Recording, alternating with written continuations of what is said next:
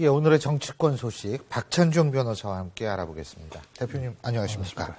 예, 지금 사실 더불어민주당 같은 경우에는 상당히 많은 물갈이를 할 것이다라는 예측이 나오고 있고요. 근데 새누리당도 지금 물갈이를 하겠다라고 얘기가 나오거든요.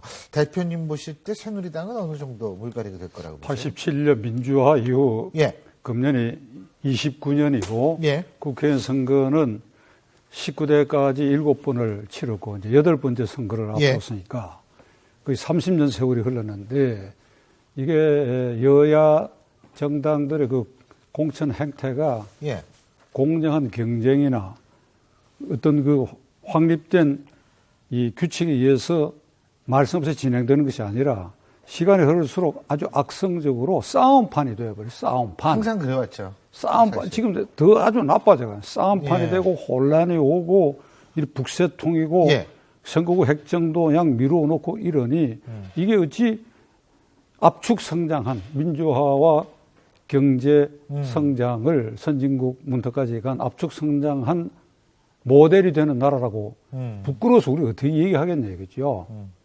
그러니까 이게 이제 국민들이 이게 나설 수밖에 없는데 더 이상 이렇게 보고 있어야만 되는가. 그 경북의 이 도의원 중에 제가 절친한 사람 한 분이 어제 저녁에 전화를 해가지고 방송에 나가시면 국회가 왜 필요했느냐. 국회 없애버려라. 한번 그렇게 말씀하라고 그러길래 내가 웃었지요. 국회를 어떻게 없앨 수 있느냐고. 그럼요. 그럼 좀 과격하시네요. 아니, 그러니까 민심의 바닥이 그럴 정도다. 근데 이제 그분은 정치하시니까 그렇지 일반 국민들 같은 경우에 지금 선거구 획정이 됐는지 안 됐는지 사실 잘 모르는 경우가 많거든요. 자, 근데 어쨌든 그 물갈이는 필요하다고 보세요?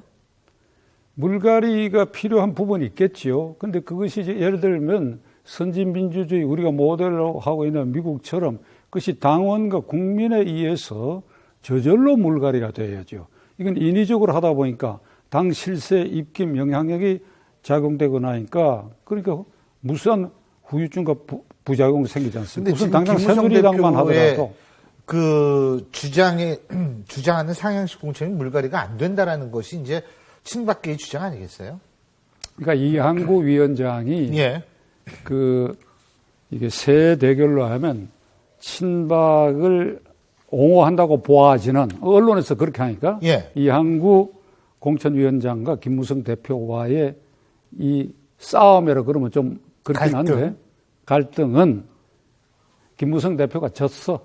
아, 왜요? 졌다. 왜 그러니까 공천관리위원회에 그러니까 사람으로 치면 이한구 위원장이 의도하는 대로 결국 결론이 날 수밖에 없다. 그것은 진박의 상당한 숫자가 그러니까 이 공천자로 결정될 것이고 비박의 상당 부분이 잘려 나갈 것이다. 왜 그런가 하면 이거 자세히 들여다봐야 돼요. 이게 공천 규정에 여성과 장애인 등이 문제되어 있잖아요. 여성과 장애인 등에 대해서는 우선 공천할 수 있다고 하는데 이한구 위원장이 그 등이라고 하는 게 폼으로 들어간 얘기라거든. 법률가인 내 입장에서 보면 그 등이라는 말은 법률 조문에 여성, 장애인, 누구 이렇게 복수로 병렬될 때에 그 끝에 등자를 붙이는 것입니다. 안 그러면 그 등자를 임의로 해석해갖고 여성, 장애인 말고 대통령하고 친한 사람, 그동안에 쓴소리 안 한 사람 등 이렇게 해석하면 안 되죠. 그건 구체화되어 있는 그것만 딱 지칭을 해야 되거든. 근데 이게 황당한 얘기를 해요. 우리 법률가 입장에서 보면. 그런 기세로 봐서 그러면 그대로 따라야 될 거 아니야. 안 따르면 어떻게 되느냐. 안 따르고 그냥 누구가 이 지역의 공천자다 우선 공천자라고 결정을 해버리면 어찌 되느냐. 결정을 하면 최고위원회 가잖아요. 최고위원회가 지금 비박이 수가 적잖아요. 최고위원회에서 결의를 해버립니다. 그런데 김무성 대표가 기분 나쁘다. 나 퇴장한다. 이래도 대표 없이 결의가 된다 이거죠. 그럼 마지막 수단으로 김 대표가 내가 도장을 갖고 있다 이렇게 얘기를 하더라고. 언젠가 한번.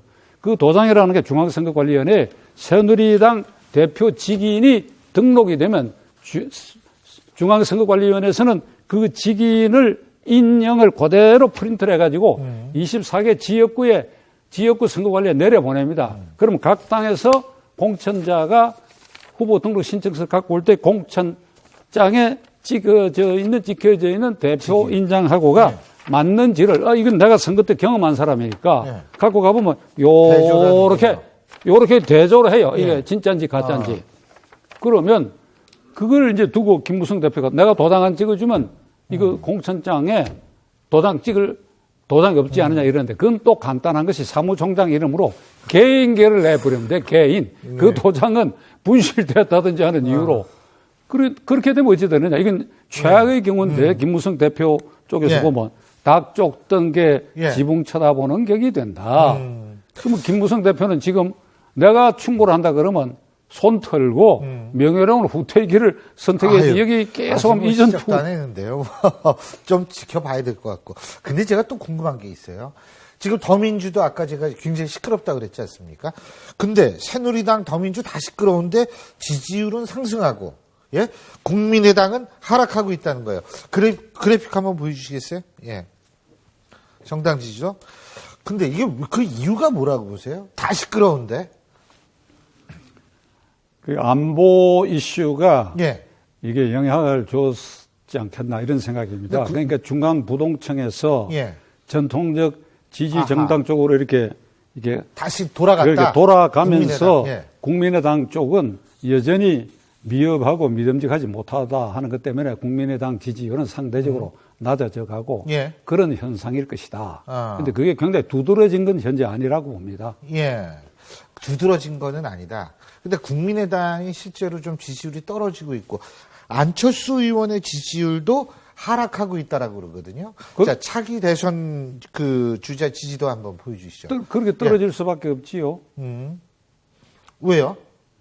아니 국민의당 이를테면 안철수당인데 그 안철수당은 이 새누리당이나 더민주당과는 다른 무언가를 보여줘야죠. 다른 무언가를. 그건 역시 정치개혁이지요.